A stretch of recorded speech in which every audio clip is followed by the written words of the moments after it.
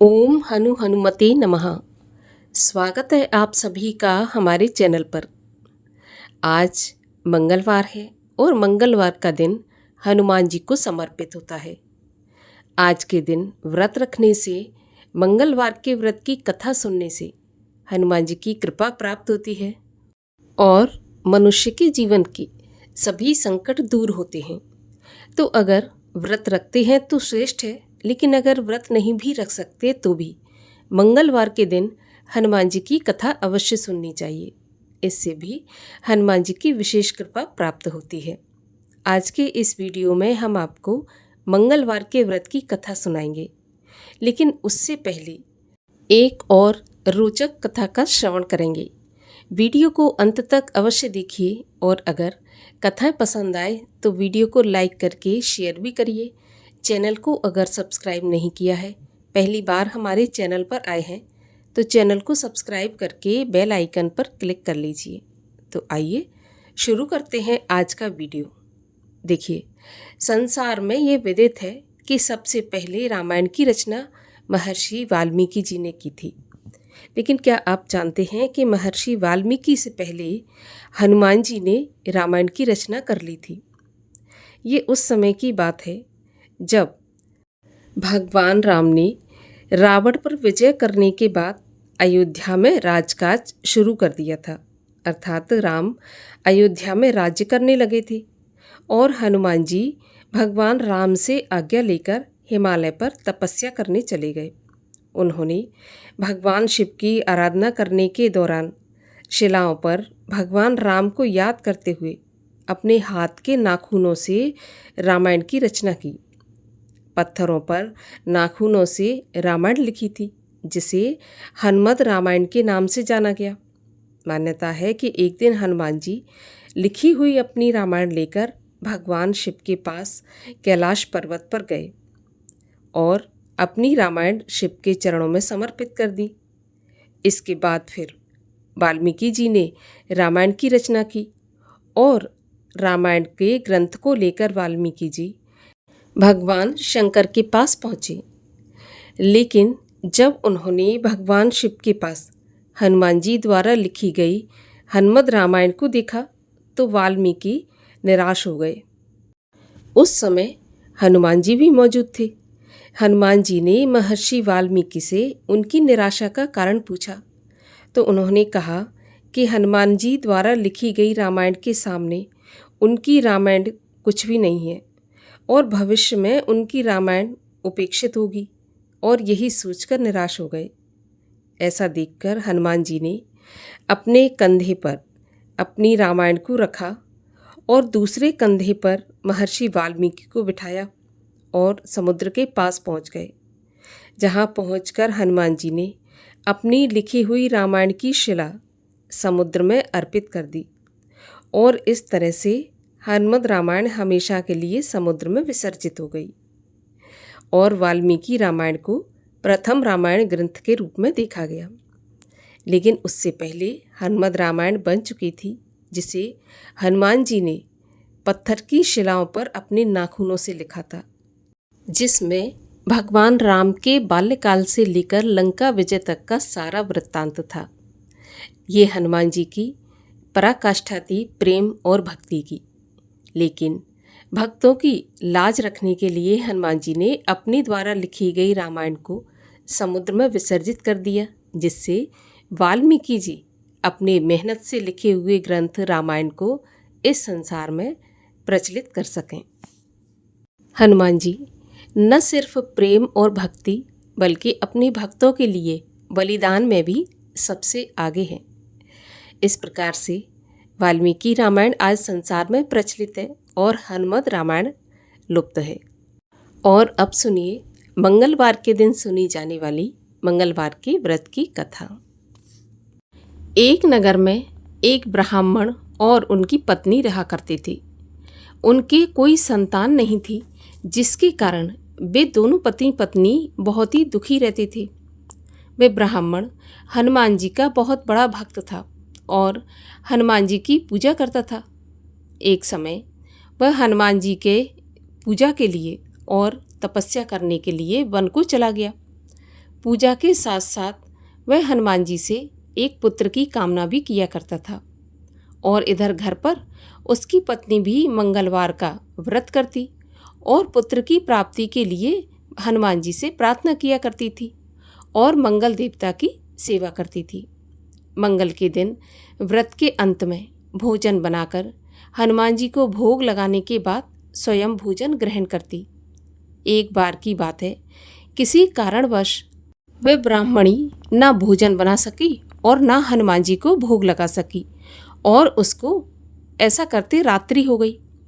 तब वह ऐसा मन में सोचकर सो गई कि अब तो अगले मंगलवार को ही हनुमान जी का भोग लगाऊंगी और तभी अन्न ग्रहण करूंगी। अब तो वह भूखी प्यासी 6 दिन तक पड़ी रही। मंगलवार का दिन आया और मंगलवार के दिन आते आते उसे मूर्छा आ गई। तब हनुमान जी उसकी लगन और निष्ठा को देखकर प्रसन्न हो गए। उन्होंने ब्राह्मणी को दर्शन देते हुए कहा, मैया, तू हमेशा एक बालक की कामना से मेरा पूजन और व्रत करती रही। मैं तेरी निष्ठा से प्रसन्न हूँ, इसीलिए मैं तुझे एक सुंदर बालक देता हूँ जो तेरी बहुत सेवा किया करेगा। हनुमान जी मंगलवार को बाल रूप में उसको दर्शन देकर अंतर ध्यान हो गए। अब तो ब्राह्मणी एक सुंदर बालक पाकर अति प्रसन्न हुई। ब्राह्मणी ने बालक का नाम मंगल रख दिया। कुछ समय के पश्चात वह ब्राह्मण भी, जो कि पुत्र की कामना से वन में तपस्या के लिए गया था, वह लौटकर आया। प्रसन्न चित्त सुंदर बालक घर में खेलते देखकर वह ब्राह्मण पत्नी से बोला कि ये बालक कौन है। तब उसकी पत्नी कहने लगी कि मंगलवार के व्रत और हनुमान जी की सेवा से हनुमान जी ने प्रसन्न होकर मुझे ये बालक दिया है। पत्नी की बात छल से भरी जानकर उसने सोचा कि मैं घर पर नहीं था तो इस पापिन ने ऐसा कुकृत्य किया है जिसकी वजह से ये बालक उत्पन्न हुआ है। और अपनी पत्नी को छल से भरी जानकर उसने सोचा, ये कुलटा व्यभिचारिणी अपनी कलुषता छुपाने के लिए झूठी बातें बना रही है। अब तो उसने उस बालक को मारने की सोची। एक दिन वह ब्राह्मण कुएं पर पानी भरने जा रहा था तो उसकी पत्नी कहने लगी कि मंगल को भी साथ ले जाओ। और वह मंगल को अपने साथ ले गया और उसको मारने की इच्छा से उसको कुएं में डालकर वापस आ गया।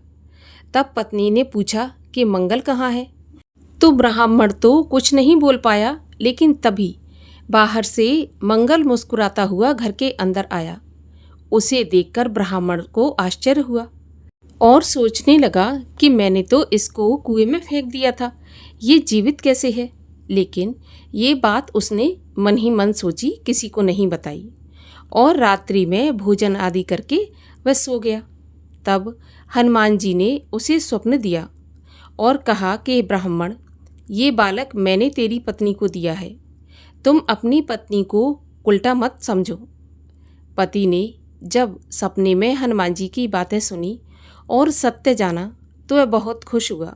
फिर पति पत्नी मंगलवार का व्रत रख के अपना जीवन आनंद पूर्वक व्यतीत करने लगे। जो भी मनुष्य मंगलवार व्रत की कथा को पढ़ता है, सुनता है और नियम से व्रत रखता है, उसको हनुमान जी की कृपा से सभी कष्ट दूर हो जाते हैं और सर्व सुखों की प्राप्ति होती है। बोलिए हनुमान जी महाराज की जय। अब सुनिए मंगलिया की कथा। एक बुढ़िया थी, वह मंगल देवता को अपना इष्ट देवता मानकर सदैव मंगलवार का व्रत रखती और मंगल देव का पूजन किया करती थी। उसका एक पुत्र भी था जो कि मंगलवार को हुआ था। इस कारण उसको वह मंगलिया के नाम से बुलाया करती थी। मंगल देव के दिन ना तो वह घर लीपती और ना ही पृथ्वी को खोदा करती थी। एक दिन की बात है, मंगल देवता उसकी श्रद्धा की परीक्षा लेने के लिए उसके घर में साधु का रूप बनाकर आए और द्वार पर आवाज़ दी, कोई है हनुमान का भक्त जो इस साधु की सहायता करे। ऐसा सुनकर बुढ़िया घर के अंदर से बाहर आती है और कहती है, महाराज क्या आज्ञा है? तो साधु कहने लगा कि मैया, बहुत भूख लगी है, भोजन बनाना है, इसीलिए तू थोड़ी सी जमीन लीप दे। तो तेरा बहुत पुण्य होगा। ये सुनकर बुढ़िया ने कहा, महाराज आज तो मंगलवार है और मैं मंगलवार का व्रत रखती हूँ, इसीलिए मंगलवार के दिन ना तो मैं चौका लगाती और ना पृथ्वी को लीपती हूँ, ना मिट्टी खोदती हूँ। इसीलिए महाराज इसके अलावा आप जो कहें वो मैं करने के लिए तैयार हूँ। आप कहो तो मैं जल छिड़क देती हूँ, आप उस पर भोजन बना लेना। साधु कहने लगा, नहीं मैया, मैं तो गोबर से लिपे चौके पर ही खाना बनाता हूँ। तो बुढ़िया कहने लगी, महाराज आज के दिन मैं गोबर से पृथ्वी नहीं लीप सकती, मुझे क्षमा करें। आप जो और कुछ कहेंगे वो मैं सब करने के लिए तैयार हूँ। तो साधु कहने लगे कि मैया सोच समझकर उत्तर देना, मैं जो कहूँगा वो तुम्हें करना पड़ेगा। बुढ़िया कहने लगी, महाराज पृथ्वी लीपने के अलावा जो भी आज्ञा करेंगे उसका मैं पालन अवश्य करूँगी। बुढ़िया ने ऐसे 3 बार साधु को वचन दे दिया। तब साधु कहने लगा कि ठीक है, तू अपने लड़के मंगलिया को बुला और उसको औंधा लिटा दे, मैं उसकी पीठ पर ही भोजन बनाऊंगा। साधु की बात सुनकर बुढ़िया चुपचाप रह गई। तब साधु ने कहा, बुला लो, अब सोच विचार क्या करती हो, तूने मुझे 3 बार वचन दिया है। अब तो बुढ़िया मंगलिया मंगलिया कहकर पुकारने लगी। थोड़ी देर के बाद मंगलिया अंदर आया और पूछने लगा, माँ क्या बात है? तो बुढ़िया कहने लगी, जा बेटे, तुझे अंदर साधु महाराज बुला रहे हैं। तो लड़के ने अंदर जाकर महात्मा जी से पूछा, क्या आज्ञा है महाराज? तब महात्मा जी कहने लगे कि जाओ अपनी माँ को बुला कर लाओ। और फिर मंगलिया ने अपनी माँ को आवाज़ लगाई। माँ अंदर आई तो साधु ने कहा कि मैया तू ही इसको अपने हाथों से औंधा लिटा दे। बुढ़िया ने मंगल देवता का ध्यान करते हुए लड़के को औंधा लिटा दिया और उसकी पीठ पर अंगीठी जला दी और कहने लगी, महाराज अब जो कुछ आपको करना है कीजिए, मैं जाकर अपना काम करती हूँ। साधु महाराज ने लड़के की पीठ पर रखी हुई अंगीठी में खाना बनाया और जब भोजन बन चुका तो साधु ने बुढ़िया माँ से कहा कि आओ माई, भोग लगा लो और अपने बेटे को भी बुलाओ, वो भी आकर भोग लगा ले। बुढ़िया माई कहने लगी, महाराज ये कैसे आश्चर्य की बात है, अभी अभी आपने उसकी पीठ पर आग जलवाई और उसी को प्रसाद खाने के लिए बुलाते हैं। ऐसा क्या संभव है कि उसकी पीठ पर आपने आग जलाई और वो अभी भी जीवित हो? कृपा करके आप मुझे उसकी याद मत दिलाइए और भोजन कर कर आप यहाँ से चले जाइए। लेकिन साधु महाराज नहीं माने और अत्यंत आग्रह करने लगे। तब साधु के आग्रह करने पर बुढ़िया ने मंगलिया को आवाज़ लगाई और जैसे ही मंगलिया को आवाज़ लगाई वैसे ही मंगलिया बाहर से दौड़ता हुआ अंदर आ गया। अपने पुत्र को जीवित देखकर बुढ़िया की खुशी का ठिकाना नहीं रहा और साधु महाराज के चरणों में गिरकर रोने लगी। तब साधु ने लड़के को प्रसाद दिया और कहा, माई तेरा व्रत सफल हो गया, तेरे हृदय में दया है और अपने इष्ट देव में अटल श्रद्धा है, इसके कारण तुमको और तुम्हारे पुत्र को कभी कोई कष्ट नहीं पहुँचेगा। तब बुढ़िया और उसका बेटा हनुमान जी की कृपा से और मंगल देव की कृपा से सुखपूर्वक जीवन व्यतीत करने लगे। बोलिए हनुमान जी महाराज जी की जय। और आइए अब करते हैं हनुमान जी की आरती। आरती कीजय हनुमान लला की, दुष्ट दलन रघुनाथ कला की। जाके बल से गिरवर कांपे, रोग दोष जाके निकट न झाके। अंजनी पुत्र महाबलदाई, संतन के प्रभु सदा सहाई। दैवीरा रघुनाथ पठाए, लंका जारे सिया सुधलाए। लंका सुकोट समुद्र सिखाई, जात पवन सुत वार न लाई।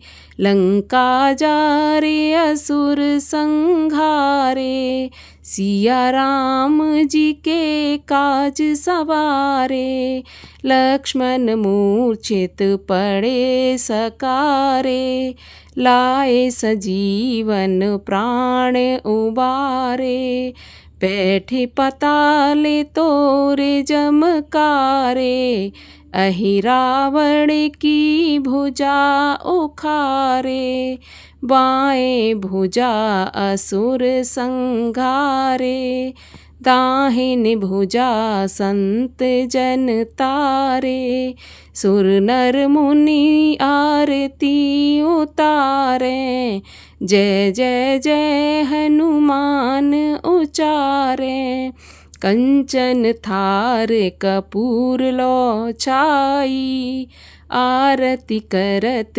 अंजना माई, जो हनुमान जी की आरती गावे, बस बैकुंठ परम पद पावे, आरती कीजय हनुमान लला की, दुष्ट दलन रघुनाथ कला की।